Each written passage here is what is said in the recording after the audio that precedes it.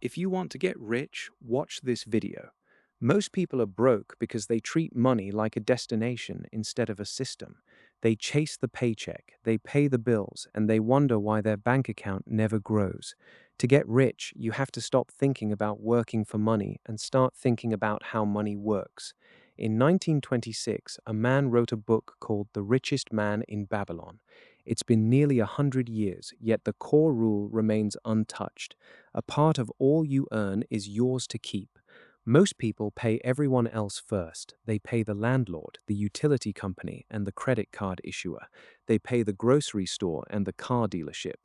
By the time they look at their own bank account, it is empty. You are the most important person in your financial life. If you don't pay yourself first, you are essentially working for everyone except yourself. Start by setting aside 10% of every single dollar that hits your account. Do not touch it. Do not look at it. This is your seed money. Now, why does this matter? It's about the mathematical miracle of compound interest. Albert Einstein reportedly called compound interest the eighth wonder of the world. He wasn't exaggerating. If you save $100 a month at an average market return of 10%, in 30 years you have over $200,000. If you increase that to $500 a month, you have over $1 million. That is the power of time multiplied by consistency. But saving isn't enough. Saving gets you security. Investing gets you wealth. Inflation is a silent tax that eats your purchasing power every single day. In 1970, a gallon of milk cost about $1.15. Today, that same gallon costs over $4. If you hide your money under a mattress, you are losing value every hour you sleep. You have to park your capital in assets that outpace inflation. That means stocks, real estate, or businesses. Look at the S&P 500. Since 1957, it has provided an average annual return of roughly 10% before inflation. That means if you had invested $10,000 in 1970, your money would be worth millions today. Wealth is not about being lucky, it is about being patient. Most people fail because they want to get rich quick. They chase crypto scams, penny stocks, and get rich quick schemes. They see a viral trend on TikTok and dump their life savings into a volatile asset. This isn't investing, this is gambling. And the house always wins. True wealth is boring, it is slow, it is predictable, it is based on index funds, compound interest, and the refusal to spend more than you earn. Let's talk about the gap. The gap is the space between what you earn and what you spend. If you earn $5,000 a month and you spend $5,000, your gap is zero. You are a slave to your salary. If you earn $5,000 and spend $3,000, your gap is $2,000. That gap is your ticket to freedom. You can use that $2,000 to buy assets. Assets put money in your pocket while you sleep. Liabilities take money out of your pocket. Your car is a liability. Your house, unless it is a rental property, is a liability. Your designer clothes are liabilities. Every time you buy a liability, you are choosing to stay poor. Every time you buy an asset, you are buying your future freedom.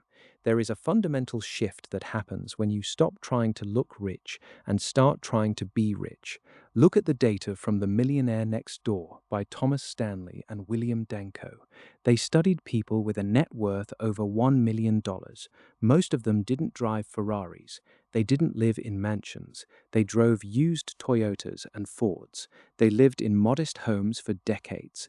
They understood that wealth is what you accumulate, not what you spend.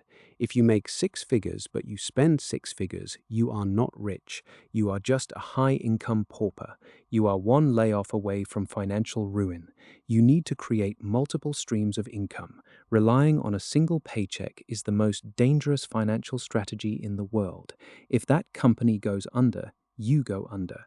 You should aim to have at least three streams of income, one from your primary job, one from your investments, and one from a side hustle or a secondary asset. When you diversify your income, you reduce your risk. When you reduce your risk, you make better decisions. When you make better decisions, you get richer.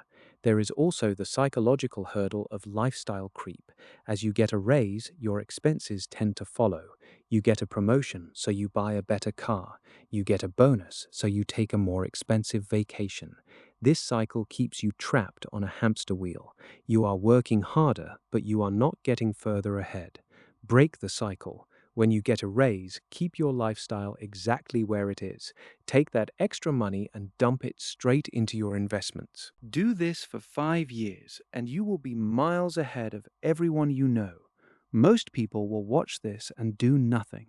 They will feel inspired for 10 minutes, click on another video, and go back to their old habits. They will tell themselves they'll start on Monday. They'll start when they get that promotion. They'll start when things get easier.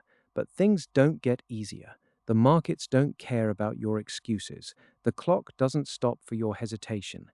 You have to change your relationship with time. Money is just a tool to buy back your time. Once your assets generate enough income to cover your basic living expenses, you are officially free. You no longer have to work for money. You can choose how to spend your days. This is the ultimate goal, not a fast car, not a gold watch, autonomy. The ability to wake up and decide what you want to do with your life without being beholden to a boss or a bank. Start today, not tomorrow. Open a brokerage account, automate your savings, buy your first index fund, cut the subscriptions you don't use, stop trying to impress people who don't care about you.